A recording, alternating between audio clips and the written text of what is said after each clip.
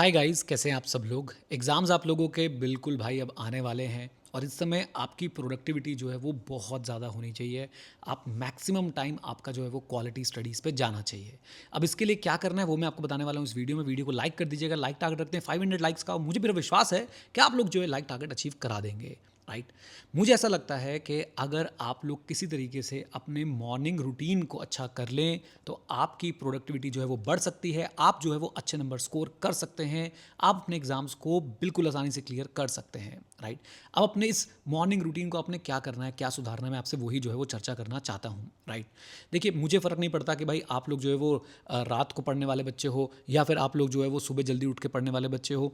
आपको जो strategy suit करती है वो फॉलो कीजिए। किसी को भी सुन के अपनी स्ट्रैटेजी चेंज मत कीजिए, क्योंकि हर किसी की अपनी एक आइंस्टाइन विंडो होती है। हो सकता है आपको रात को बहुत ज़्यादा जो है वो चीज़ें समझ में आती हो भाई, आपका रात का टाइम बहुत अच्छा पढ़ाई के लिए निकलता हो, और हो सकता है आपके लिए सुबह के लिए टाइम बहुत अच्छा हो। उसको चेंज मत कीजिए। बस एक चीज़ ध्यान में रखिए, जब आप सुबह उठ रहे हैं ना, उठने के बाद आपको एक कुछ ना कुछ एक चेन ऑफ इवेंट्स बनाना पड़ेगा, जिससे आपको आने वाले 4-5 घंटे के लिए काफ़ी अच्छी मोटिवेशन मिले, साथ में आप लोग जो है वो अच्छे से पढ़ाई कर पाएँ अपने शुरू के 4-5 घंटे। अब उसके लिए आप क्या कर सकते हैं, देखिए मैं आपको एक टिप देना चाहता हूँ छोटी सी, जो मैं अपनी लाइफ में अप्लाई कर रहा हूँ। मैं भी आजकल रोज़ सुबह 5 बजे के आसपास उठता हूँ, क्योंकि मेरा सीए फाइनल का बैच चल रहा है। सुबह 8 बजे उसकी क्लास होती है, उसके लिए नोट्स बनाता हूँ, उसके लिए क्वेश्चंस जो हैं डेली प्रैक्टिस क्वेश्चंस वगैरह चूज़ करता हूँ। ये सारी चीज़ें मुझे करनी पड़ती हैं।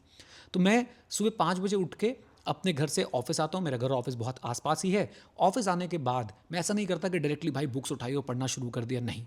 मैं बैठता हूँ, अपने लिए बढ़िया सी कॉफ़ी बनाता हूँ, और कॉफ़ी के साथ साथ ना मैंने एक हैबिट बनाई है कि मैं कुछ अच्छी बुक्स रीड करता हूँ, चाहे मैं 1 पेज करूँ या 2 पेज करूँ। और कभी अगर बुक रीड करने का मन नहीं कर रहा होता तो मैं एक अच्छा पॉडकास्ट सुन लेता हूँ। जैसे आज की डेट में मैं एक बुक ऑडिबल पे सुन रहा हूँ। हाँ, विंग्स ऑफ फायर के बारे में आपने ज़रूर सुना होगा, ऑल्दो मैंने पहले पढ़ रखी है, बट मैंने सोचा कि एक बार रिवाइज हो जाएगी। तो भाई मैंने एपीजे अब्दुल कलाम साहब के बारे में जो किताब है उसको मैंने पढ़ना शुरू किया, सुनना शुरू किया, एंड उससे मुझे बहुत इंस्पिरेशन मिलती है। और मैं रैंडमली कुछ कोई भी बुक सेलेक्ट करता हूँ, उसके 2-3 पेज रीड करता हूँ। ऑब्वियसली रैंडमली का मतलब ये नहीं कि कोई भी बुक उठा ली। एज सच जो मेरे पास कलेक्शन अभी बिल्कुल पीछे भी जो है बहुत सारी बुक्स रखी हुई हैं, तो मैं कोई ना कोई बुक उठाऊंगा, उसके 2-3 पेज पढ़ूंगा, या ऑडिबल पे कोई बुक के बारे में बुक को सुन लूँगा, या फिर कोई अच्छा पॉडकास्ट सुन लूँगा। इस ये जो 10 मिनट की इन्वेस्टमेंट होती है ना सुबह कॉफ़ी पीते पीते जो मैं काम करता हूँ, it motivates me for my entire day. और आप प्लीज़ बात को समझिएगा, ये टाइम वेस्ट नहीं है, टाइम इन्वेस्टमेंट है। और वहाँ से मेरे एक रिदम बन जाता है, और उसके बाद मैं अपनी पढ़ाई करने जो है वो बैठ जाता हूँ, और उसके बाद मैं क्लास लेता हूँ, और लगभग 10 बजे तक, आप लगा लीजिए कि 5:30 पौने 6 बजे के आसपास मैं पढ़ने बैठ जाता हूँ। उसके बाद 10 बजे तक मेरी क्लास जो है वो चलती है। उसमें मुझे कोई प्रॉब्लम फिर फेस नहीं करनी पड़ती है, कोई मुझे डिस्ट्रैक्शन या डीमोटिवेशन ऐसा कुछ नहीं होता है। राइट।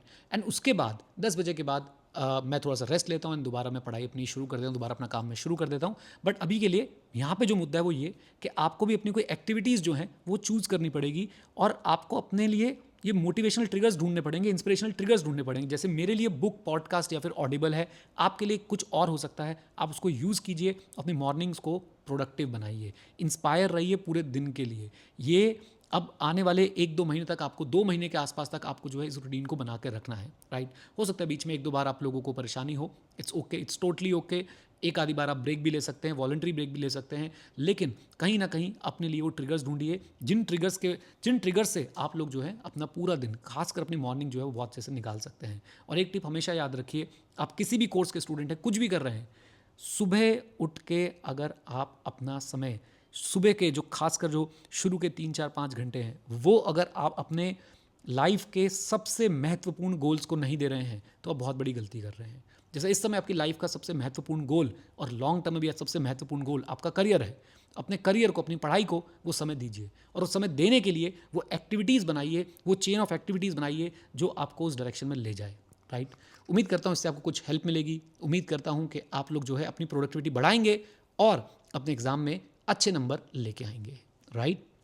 अपने दोस्तों को आप mockTestPapers.com रेफर कर सकते हैं मॉक टेस्ट के लिए, और edu91.org रेफर कर सकते हैं सीए इंटरमीडिएट और सीए फाइनल की ऑडिट की क्लासेस के लिए।